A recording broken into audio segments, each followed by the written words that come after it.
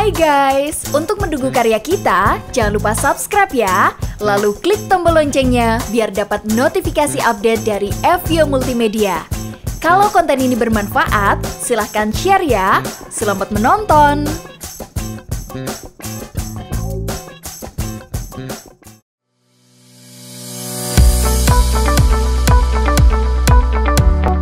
Kita berjumpa kembali hari ini dalam workshop e-Fortepreneur yang kedua dengan tema Kisah Sukses Digitalisasi UKM Indonesia.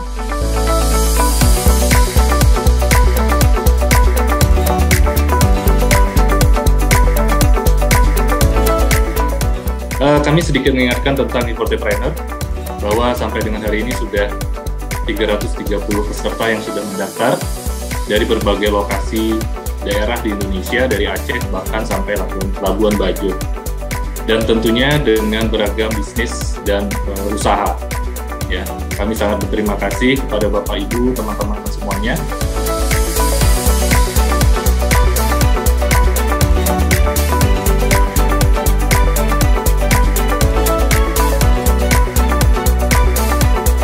Perkenalkan, nama saya Beni Irwanto dari Lemonto. Lemonto itu merupakan startup agribisnis pengolahan produk hasil pertanian buah lemon lokal Banyuwangi.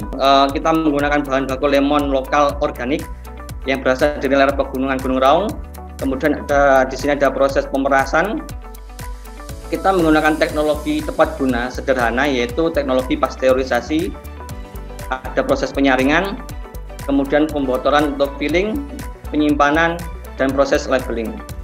Di mana sari lemon ini tanpa pengawet, tanpa pewarna, tanpa campuran air, sehingga ini murni 100% sari lemon. Yang manfaat utamanya adalah untuk meningkatkan imunitas tubuh.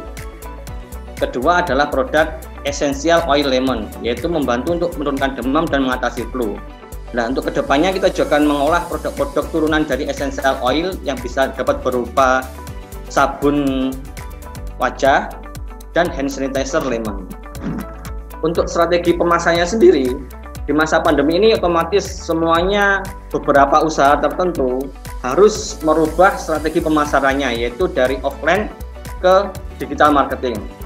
Nah, sebenarnya kalau kita offline kan seperti konvensional, masih secara konvensional, tapi sekarang di era pandemi seperti ini kita harus merubah semuanya ke digital marketing karena kita harus mengikuti perkembangan zaman juga.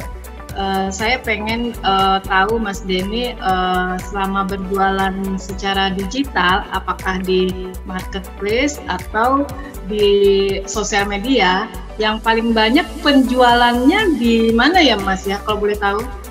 Ada strategi khusus bagaimana ibaratnya kita ya secara tadi baik secara organik maupun berbayar, kita bisa menggait atau melihat customer yang reseller, menjangkau reseller kita. Otomatis kalau kita jualan reseller, kan kita semakin mudah Bu jualannya.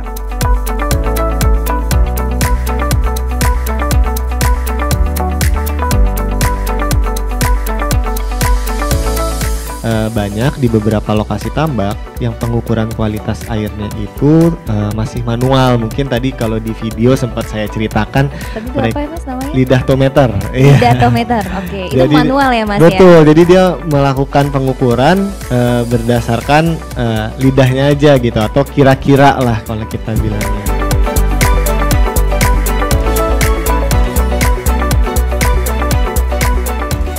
Mungkin ada lagi yang saat ini juga sudah dikembangkan, contohnya auto feeder atau pemberi pakan otomatis, sehingga dengan bantuan alat tersebut juga mereka bisa nggak perlu tuh harus keliling kolam setiap hari.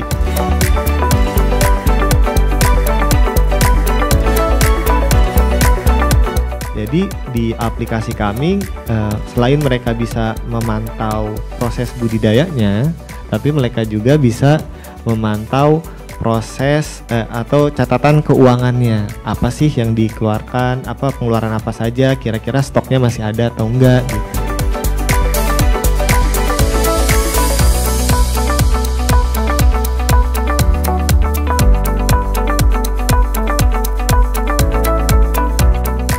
Yang sering terjadi adalah teman-teman UMKM itu seringkali belajar dengan cara yang keras, learning the hard way gitu ya. Bentur tembok dulu, bangkrut dulu, gitu, baru mau mendengarkan saran dari orang lain. Terutama kalau sarannya dari akademisi ini, wah tahu apa sih akademisi gitu kan. Nah ini pola pikir yang harus mulai kita ubah gitu ya. Jangan sampai terus-terusan learningnya itu the hard way, karena satu itu menyakitkan Pak, duanya mahal. Karena kita bisa melihat sebuah masalah itu kan bisa melihatnya sebagai gelas setengah penuh atau gelas setengah terisi gitu ya.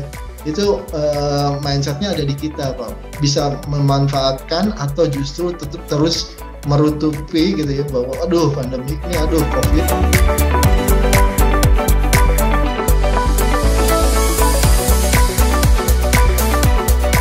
Dan semoga program ini bisa membawa manfaat bagi Bapak Ibu dan teman-teman semua.